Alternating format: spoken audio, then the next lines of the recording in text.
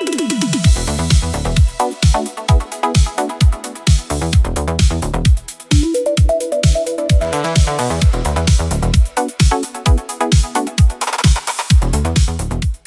et bienvenue sur Tesla Lambda.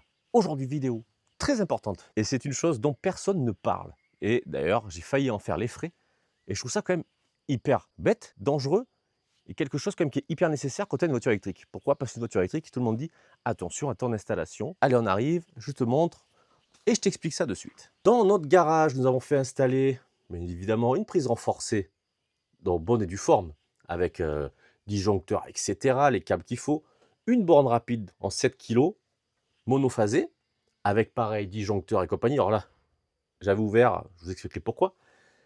Et donc sur une prise exprès qui est en... pas sur une prise. La borne est branchée en direct, comme ça doit être fait. Quand tu fais ça, tu te dis, c'est bon, on est couvert, ça ne risque rien, puisque l'électricité est faite par un pro, tout a été suivi, logiquement, il n'y a aucun problème. Bon, parfait, on a chargé pendant plusieurs mois quand même, 2 mois à peu près. Mais très régulièrement, je sentais une odeur un peu de cramé. Et donc, je pensais que c'était, je te montre, j'ai quelque chose pour le Wi-Fi, tu vois, que j'ai branché là. Et quand on s'approche un peu, des fois quand il fait chaud, tu sens légèrement, mais pas plus. Alors, je me suis dit, c'est peut-être ça qui sent, mais quand même, ça sentait pas mal. Un autre jour, donc l'après-midi, je me suis dit, tiens, je vais charger ma bagnole avant de descendre, parce que je vais sur Brive souvent, très régulièrement. Je charge ma voiture. Alors, je faisais une petite sieste, tu vois, parce que j'aime bien de temps en temps. Je bois mon café, j'arrive, je sors dehors, et je sens une odeur. Je dis, c'est pas possible, je sens le plastique, quelque chose, une odeur de cramé. Et bien au final, je vais essayer de te mettre les photos. C'est derrière le compteur que ça commençait à brûler.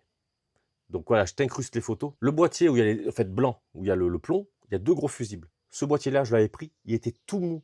Celui qui est au-dessus, pas encore la forme et la couleur, il commençait à fondre parce que celui du dessous était bouillant. Donc évidemment, surpris, la trouille, j'ai de suite disjoncté. C'était hyper chaud, ça sentait le cramé. Je dis, oh là là, putain, c'est quoi cette merde? Je comprenais pas, tu vois. Je me suis dit, mais c'est mon installation qui est pas bonne, ou j'en sais rien.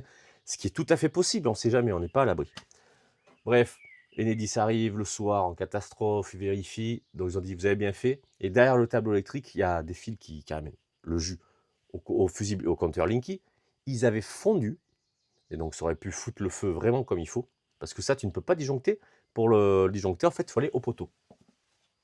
Et en réalité, c'est tout bête, c'est que le câble qui amène l'électricité du poteau, il va... attends, je te montre. Le câble, hop, lui là, il t'amène l'électricité à la maison.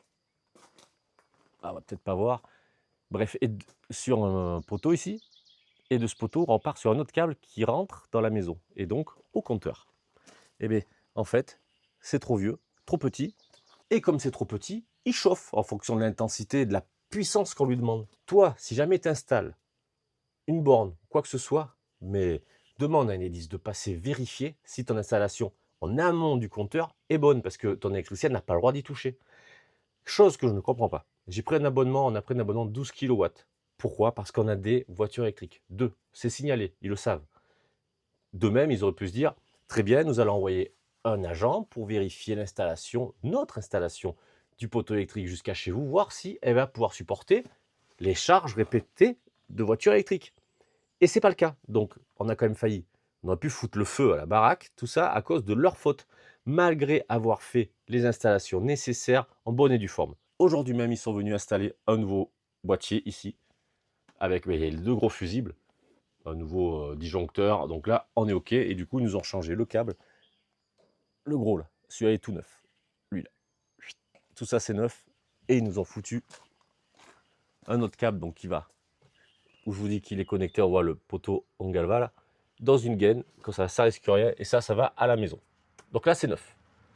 Donc voilà un petit peu, j'espère que cette vidéo vous aura plu, que ça vous aura peut-être donné l'idée de vérifier tout ça, parce qu'on n'est pas à l'abri d'une connerie, mais une connerie qui peut être très grave. Là, de suite, on ne rigole pas avec l'électricité.